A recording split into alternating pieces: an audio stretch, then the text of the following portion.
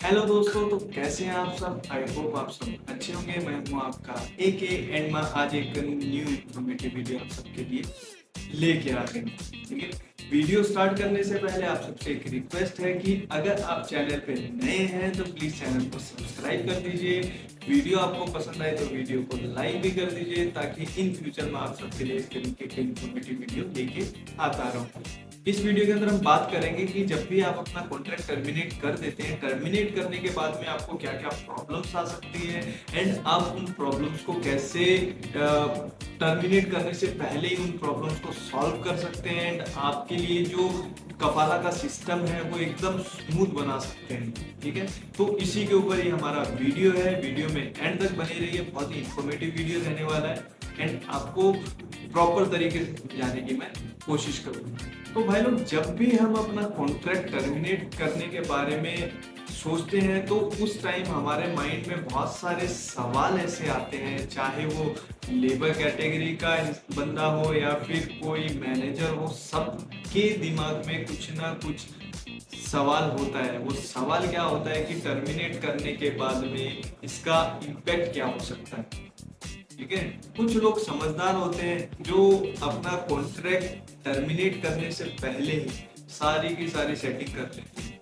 ठीक है, for example नई कंपनी से बात भी कर लेते हैं, नई कंपनी से ऑफर लेटर भी ले लेते हैं, सब कुछ अपनी वो सेटिंग कर लेते हैं। ठीक है, एंड जब भी वो अपना कॉन्ट्रैक्ट टर्मिनेट करते हैं उसके बाद में उनको कोई भी प्रॉब्लम नहीं आती। ऐसे लोगों को मैं बोलूंगा शार्प माइंडेड। आप लोगों को भी ऐसे लोगों की तरह बनना है। एंड इसके अपोजिट कुछ लोग ऐसे होते हैं जो बिना सोचे समझे, किसी की परवाह नहीं, मेरे को तो कॉन्ट्रैक्ट टर्मिनेट करना है, या तो घर जाऊंगा या ट्रांसफर लूंगा, कोई प्लानिंग नहीं है। ठीक है, उन लोगों का आगे का कुछ पता नहीं होता कि उनके साथ में क्या होने वाला है या क्या होगा या क्या करेंगे, कुछ भी उनकी प्लानिंग नहीं होती। तो आगे मैं आपको बताऊंगा कि आप जब भी अपना कॉन्ट्रैक्ट टर्मिनेट करते हैं तो उस टाइम क्या क्या चीजें आपको ध्यान में रखनी है। भाई लोग, जब भी आप अपने कॉन्ट्रैक्ट टर्मिनेट करने के बारे में सोचते हैं, सबसे पहले आप ये चीज सोचिए कि आप किस लिए अपना जो कॉन्ट्रैक्ट है वो टर्मिनेट कर रहे हैं। एग्जिट जाने के लिए टर्मिनेट कर रहे हैं या कफाला लेने के लिए टर्मिनेट कर रहे हैं। सबसे पहले आपको ये एम बनाना पड़ेगा कि आप दोनों में से किस वे के अंदर जाना चाहते हैं। ठीक है, उसके बाद ही अपना जो कॉन्ट्रैक्ट है वो टर्मिनेट करिए, ताकि आपका एकदम फोकस उसी चीज पे हो। अगर आप कफाला लेने के लिए टर्मिनेट कर रहे हैं तो आपका फोकस कफाला की तरफ हो। अगर आप एग्जिट जाने के लिए टर्मिनेट कर रहे हैं तो आपका जो फोकस है वो एग्जिट जाने की तरफ। अब आगे मैं बात करूंगा कि फॉर एग्जाम्पल आप अपना जो कॉन्ट्रैक्ट है वो बीच में ही छोड़ना चाहते हैं, तो उस केस के अंदर आपके जो आप पे क्या इम्पैक्ट पड़ सकता है उस केस के अंदर। अब आगे मैं एक्सप्लेन करता हूँ इसको। फॉर एग्जांपल आपका जो कॉन्ट्रैक्ट है 2 साल का है, ठीक है, एंड आप इसको 16 महीने कंप्लीट करके उसके बाद में बीच में ही छोड़ना चाहते हैं। कुछ लोग तो होते हैं, वही मैं बात करूंगा, कुछ लोग होते हैं बिना सोचे समझे टर्मिनेट कर देते हैं, कैंसिल कर देते हैं, एंड कुछ लोग होते हैं समझदार। आपको उन्हीं समझदार लोगों में से बनना है। कॉन्ट्रैक्ट बीच में अगर आप छोड़ना चाहते हैं तो आपको क्या करना है, आप अपना जो कॉन्ट्रैक्ट है उसकी टर्म्स पढ़िए।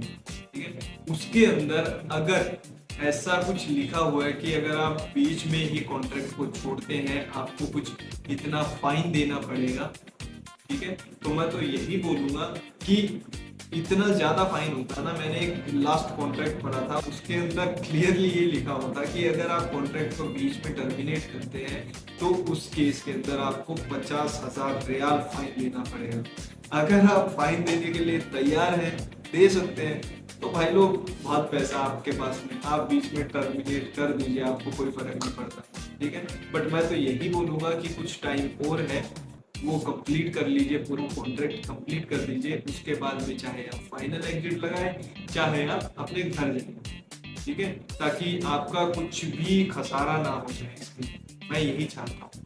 अब बात करते हैं कि जो आप अपना कॉन्ट्रैक्ट है वो इसलिए टर्मिनेट करना चाहते हैं कि आपको किसी दूसरी कंपनी के अंदर नकल कफाला करवाना है या ट्रांसफर लेना है। ठीक है, उसके लिए प्रिपरेशन आपको जो कॉन्ट्रैक्ट है उसको टर्मिनेट करने से पहले ही करनी पड़ेगी। वो कैसे, आप टर्मिनेट करने से पहले कंपनी के अंदर जाएं, ठीक है। कंपनी के अंदर जाने के बाद में कंपनी में इंटरव्यू दें, अगर सिलेक्ट हो जाते हैं तो उनसे जो आपका ऑफर लेटर है वो आप ले लें, वो साइन करके उनके पास में भी रख दें एंड आपके पास में भी रख लें, वो आपके पास में एक लीगल प्रूफ हो जाता है, ठीक है।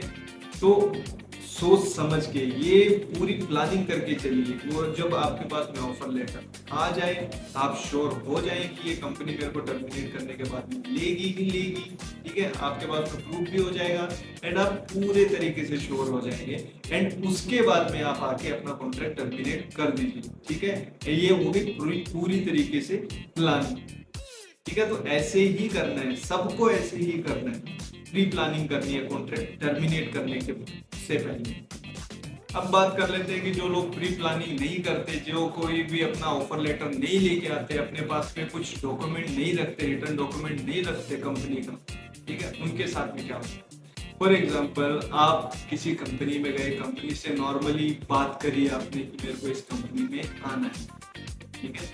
आपको उस कंपनी ने भी एग्री कर दिया कि हाँ ठीक है भाई, तू अपना कॉन्ट्रैक्ट टर्मिनेट कर दे एंड आ जा हमारी कंपनी में, ठीक है। आप उस कंपनी की बातों में आ गए एंड आपने सीधा जो अपना करंट कॉन्ट्रैक्ट था वो टर्मिनेट कर दिया, ठीक है। टर्मिनेट करने के बाद में आप दोबारा उस कंपनी के पास में जाते हैं, आपने कुछ रिटर्न डॉक्यूमेंट नहीं लिया, ना ऑफर लेटर लिया उससे, सिर्फ कंपनी ने आपको बोला कि ठीक है तू आ जाना, आपने बस वही फॉलो कर दिया, ठीक है। आपने ये कॉन्ट्रैक्ट, अपना करंट कॉन्ट्रैक्ट टर्मिनेट कर दिया, ठीक है। टर्मिनेट करने के बाद में आप जो भी कंपनी ने आपको बोला था कि हाँ तुम आ जाना है यहाँ पे कॉन्ट्रैक्ट करने के बाद में, कॉन्ट्रैक्ट टर्मिनेट करने के बाद में, अब मान लीजिए कि वो कंपनी बोले कि नहीं हमको नहीं चाहिए, वैकेंसी फुल हो गई, तब क्या करेंगे?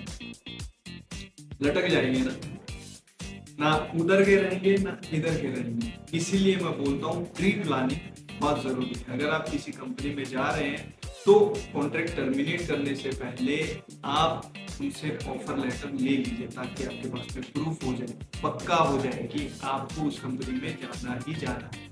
अपना जो करंट कॉन्ट्रैक्ट है उसको टर्मिनेट करने से पहले आप जिस भी कंपनी में जाना चाहते हैं उस कंपनी की प्रॉपर इंफॉर्मेशन तो लीजिए ना, कि फॉर एग्जांपल आपकी करंट कंपनी में सैलरी कम थी इसलिए आप दूसरी कंपनी में जा रहे हैं, ठीक है।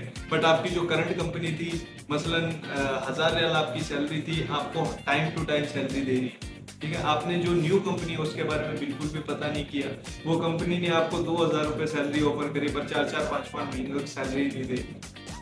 होता है ना ये चीज, कि ऐसा ना हो कि जो बुरी कंडीशन हम छोड़ के जा रहे हैं उससे भी बुरी कंडीशन अपने को आगे मिल जाए। उसकी प्रॉपर से आप जानकारी ले लें, अपडेट ले लें, जो भी कंपनी में काम करने वाले वर्कर हैं उनसे, ठीक है। अब फॉर एग्जांपल एक और मैं आपको एग्जांपल दे देता हूँ, आप मैनेजर अपनी करंट कंपनी से मैनेजर से परेशान होके जा रहे हैं, आपको आगे जाके पता लगता है कि वो मैनेजर, नया जो मैनेजर है वो उससे भी बकवास है नई कंपनी, तब फिर फंस गए आप। तो इसलिए प्रॉपर तरीके से सोच के समझ के प्लानिंग करके उसके बाद में ही अपना कॉन्ट्रैक्ट टर्मिनेट करें एंड अच्छी से अच्छी कंपनी के अंदर कफाला लें। तो गाइस ये कुछ अपना वीडियो था, मैंने कोशिश करी है कि आप लोगों को समझ में आए कॉन्ट्रैक्ट टर्मिनेट करने से पहले क्या क्या करना चाहिए, ठीक है। आई होप आपको ये वीडियो पसंद आई होगी तो प्लीज वीडियो को लाइक कर दीजिए, चैनल को भी सब्सक्राइब कर दीजिए, ताकि इन फ्यूचर में आप सबके लिए इस तरीके की इंफॉर्मेटिव वीडियो लेके आता रहूँ। तो मिलता हूँ मैं आपसे किसी नेक्स्ट वीडियो में, किसी नेक्स्ट टॉपिक पे, तब तक के लिए बाय बाय, टेक केयर, अल्लाह।